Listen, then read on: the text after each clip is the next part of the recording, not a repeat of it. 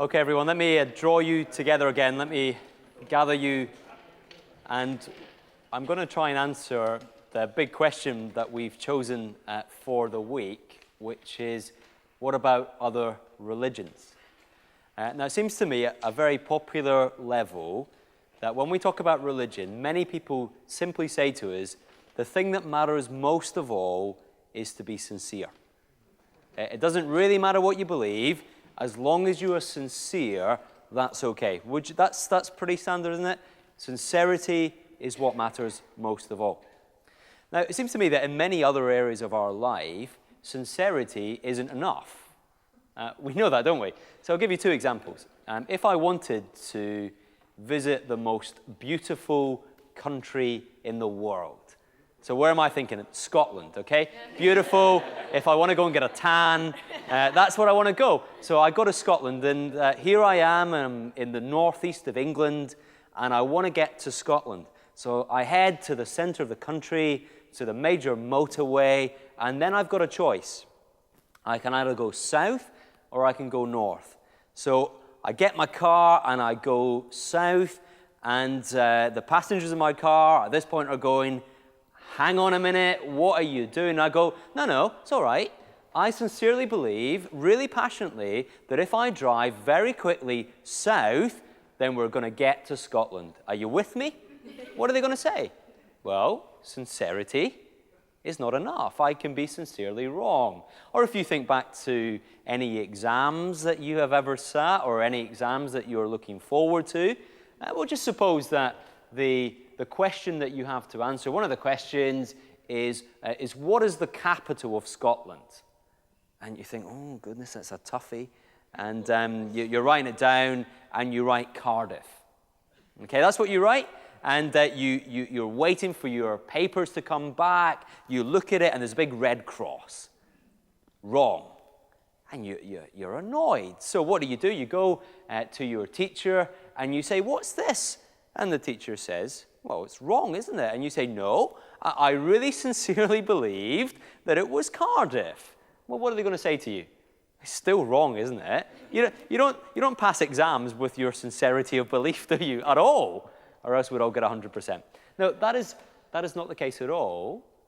We know that in many areas of our life, sincerity is not good enough because you can be sincerely wrong. So what about in the whole area of religion? Is sincerity enough, or is it very, very different?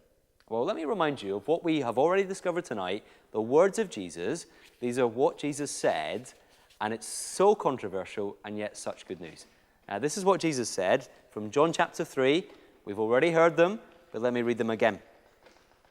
Jesus says in verse 18 of John chapter 3, whoever believes in him, in Jesus, is not condemned, but whoever does not believe stands condemned already because he has not believed in the name of God's one and only Son. Now, what is Jesus saying? You think I'm obsessed with ships and oceans, but let me tell you what he's not saying. He's not saying that life is like a cruise liner and that we're all heading off, every single one of us, to a beautiful place. And all you've got to do as you're on the voyage to this beautiful place is to pick the deck that you want to be on. You know, he's not saying that. It's not saying if you fancy Christianity, you can be on this deck. If you fancy another religion, go on this deck. In fact, if you just want to make it up yourself, your kind of DIY religion, it doesn't matter. Just get yourself entertained, find whatever works for you, and it'll be all okay. He says it's not cruise liner, it is sinking ship. But what he is saying, and this is why it is so controversial today, he says there is only one lifeboat that will get us off. Now, he says that there are other lifeboats out there that are claiming to be able to rescue you, but Jesus, according to these words, is saying, whoever believes in me, and me only, will not be condemned. He says those other lifeboats that you see, they're not seaworthy. They're not going to save you at all. So Jesus is not saying, I've come to tell you how to build your own lifeboat. He hasn't said, I've come to give you instructions, and if you follow these, you can build your own boat, and you can get off the ship. It's not that at all. Jesus has come to speak the truth, and he is our lifeboat. He is the rescue.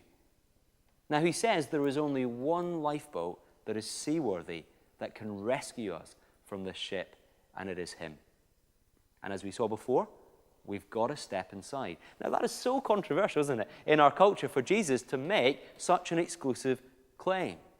But here's the thing, we've got to realize that Jesus himself made the claim. So if we've got issues with it, and some people do have issues with it, who have we got issues with? Jesus himself. It's his words that say, I am the way to be rescued. And yet I think this is really good news. Don't you like certainty in the big things of life? I love certainty. When I've ever flown in a plane, and when the pilot comes on at the start of the journey, and he's really confident about how to take the thing off, and he's really confident about where he's going, and he seems to be really sure about how to land it, I don't start thinking, oh, what an arrogant man that is. I can't believe we've got a pilot like that. What would you do if you were on a plane and, over the intercom at the beginning, some sort of nervous voice comes on and goes, hiya, I don't really sure how to get this off, and I don't really know what I'm doing, but I'm going to try and get it down. What? No. We like certainty on things that matter to us. So what about God, relationship with God, our eternal destiny? Well, those are huge things. So although it is controversial, it is actually good that Jesus makes it really clear. So why should we believe him? Why should we believe that this is true? Well, two things I would say. The identity of Jesus. Remember who he is. Remember Revelation. Jesus claims to be able to speak from a vantage point of knowledge. He can speak the truth. He knows what he's talking about. And therefore, he's not just guessing, making it up. He really knows what he's talking about. Therefore, we should listen to him, even though it might not be popular. But just because something is popular doesn't mean it's right. It may not be popular, but Jesus can speak from a vantage point of knowledge. And the other thing to remember is what Jesus did. Here is the eternal Son of God, and he has come on the most dramatic rescue mission of all to die on a cross once and for all. If he had to do that, well, do you not think the situation was so serious that that was the only solution?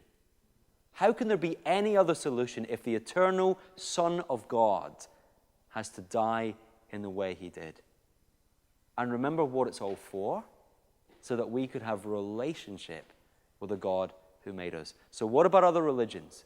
Well, in the words of Jesus, he is claiming to be the unique Savior. But it's good news, because you, like me, want to know, how can I be reconnected with my Creator?